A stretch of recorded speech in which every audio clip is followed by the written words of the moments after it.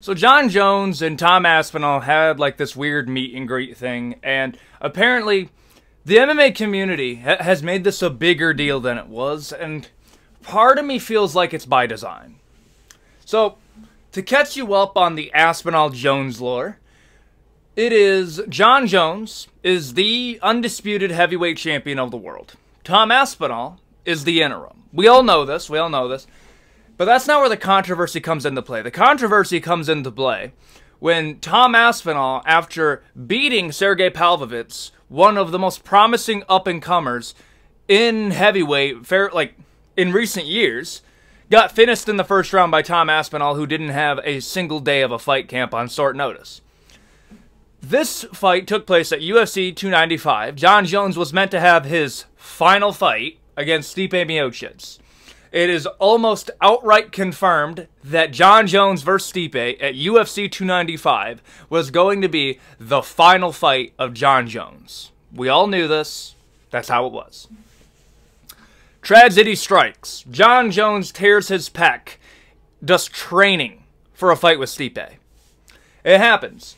So what happens with Stipe? Does Stipe have to go fight for the interim? Because to, make this fight be a good co-main, they put the interim up for grabs. No. Tom Aspinall had to fight Sergey Pavlovich for the interim. And now Tom Aspinall, after all of that, after that whole conundrum, is now the interim champion of the heavyweight division. Then, as Tom Aspinall is, celebrating his win after he comes back from vacation, going with his family, he goes on Twitter and kind of starts this media storm that I don't think the UFC realized was going to become a big a deal as it was.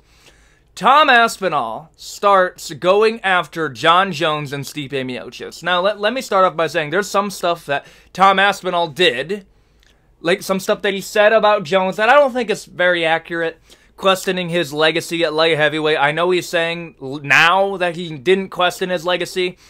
When you say that John Jones only ever won against middleweights, I'm sorry. That is undermining a man's legacy. I don't agree with that. John Jones fought legends in the sport. But where Tom Aspinall did have a great point and where he's since pivoted is arguing that Stipe Miocic doesn't deserve to fight John. He's right. Stipe Miocic doesn't deserve to fight John Jones. Tom Aspinall went from being a unranked prospect in the division to being the interim champion in the time since Stipe Miocic got KO'd by Francis Ngannou to modern day. That's just to give you a reference of time of how crazy things fly by. When Stipe Miocic fought Francis Ngannou last, we were in the great cough of 2020. Just to give you that idea. Ilia Topuria was getting clowned by Paddy Pimblett. That is your time scale for how crazy things have been in the last 2 years. I didn't think that was a controversial statement. But then Dana White comes out and says that if Tom Aspinall wants to keep talking, we can give him something to do and he can defend the interim. What that tells me is that the original plan was for Tom Aspinall and John Jones and Stipe in the championship picture was that John Jones was going to fight Stipe Miocic no matter what. You give him a easier final fight. Ciryl Gane was a tough fight.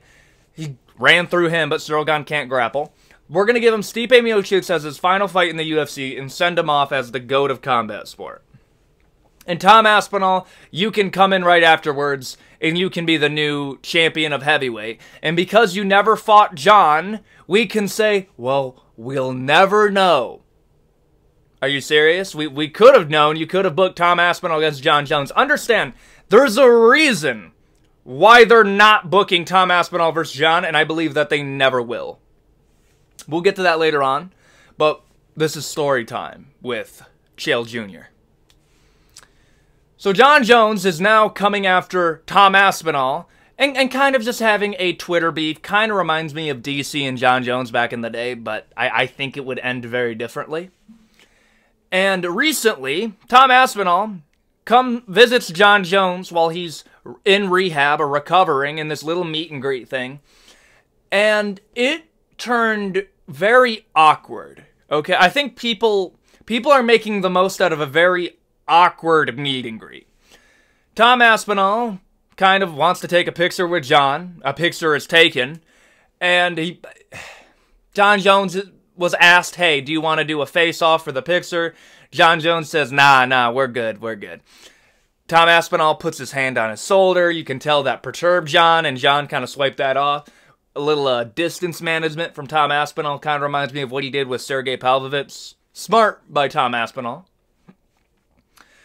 But it didn't really matter in the long run because somebody took a picture from the side profile, and it was just a face-off. Like, we ended up getting the face-off picture. But why did this happen? Because in people debating who mogged who here, okay? Like, that's what's come out of here. Did Tom Aspinall mog John Jones? Did John Jones mog Tom Aspinall? Why did this have to happen? Why did this happen? So Tom Aspinall is actually really smart, okay?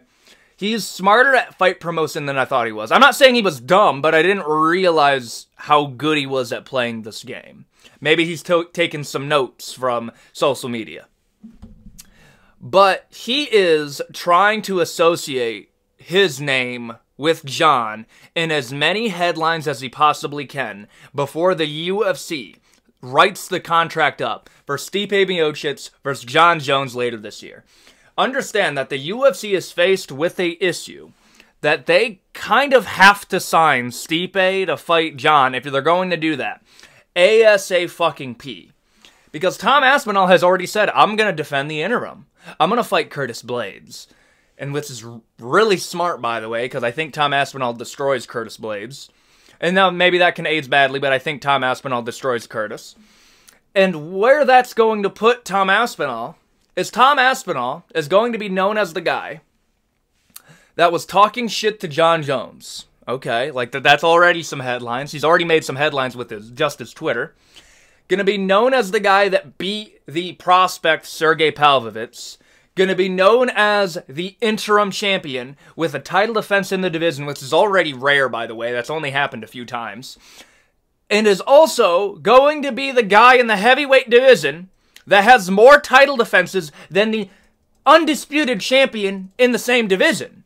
John Jones doesn't have a single title defense at heavyweight. Tom Aspinall is going to have one title defense over him. That's never happened before, where the interim has a better case to be called champion than the undisputed.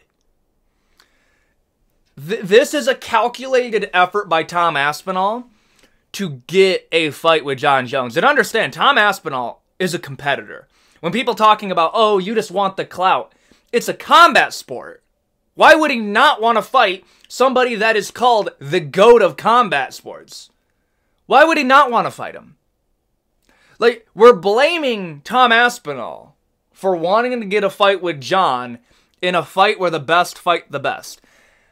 Let me ask you this. If you really believe that John Jones shouldn't fight Tom Aspinall and that Tom Aspinall is just a clout chaser, you tell me who are the three best people in that division.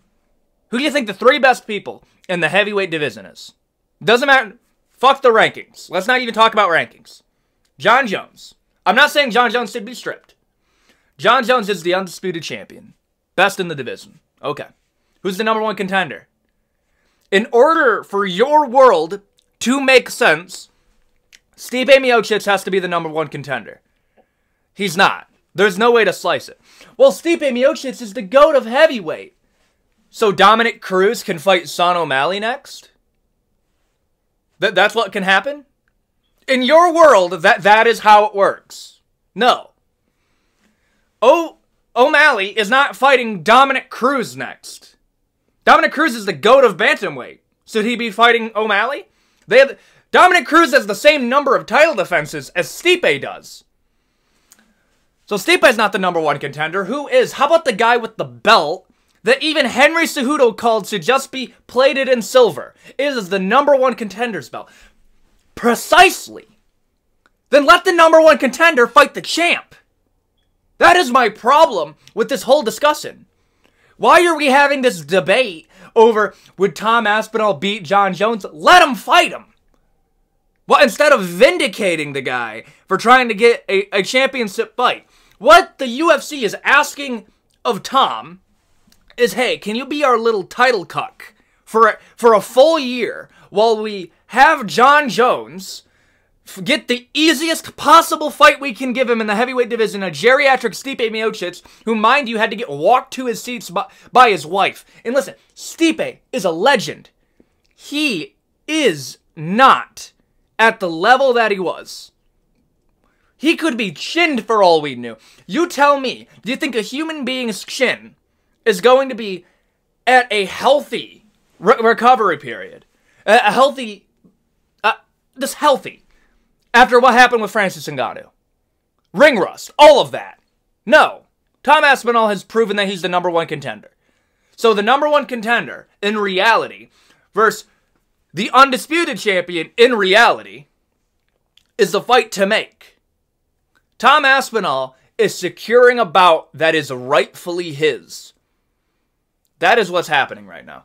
If Stipe wants the chance to fight Jon Jones, I want Stipe Miocic to be booked against Tom Aspinall, UFC Manchester. I don't care if it's a fight night. You can argue that Tom Aspinall isn't the actual champion. Get that fight booked. Tom Aspinall versus Stipe Miocic to defend the interim. Winner gets to fight Jon Jones when he comes back for his final fight in the UFC. That is what you do. And to the two people that are going to say, oh, well, Jon Jones said that he will fight Tom Aspinall after he's done fighting Stipe. That's not true. That is not true. In fact, before the Stipe fight, Jon Jones laughed at the idea of fighting a Tom Aspinall because he's not a star and not worthy of fighting him. But now that Tom Aspinall has the interim, now that's all changed. And first off, Stipe's never been a pay-per-view star. Go through the history of the UFC. Tell me how many pay-per-views did he sell when he wasn't fighting a dude named Daniel Cormier? He wasn't selling pay-per-views. Why do you think the UFC wanted to replace him? Like, Stipe is not a star. Tom Aspinall is a bigger star than Stipe Miocic is.